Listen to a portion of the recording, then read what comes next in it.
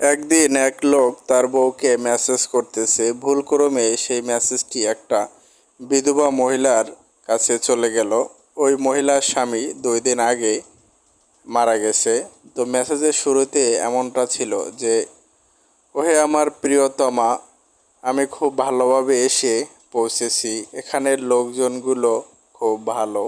এখানে আসার পরে তারা আমাকে খুব ভালোভাবে আপ্যায়ন করাইছে।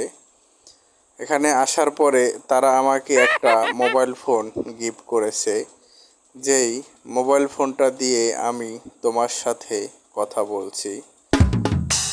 তাদের সাথে আমার কথা হয়েছে।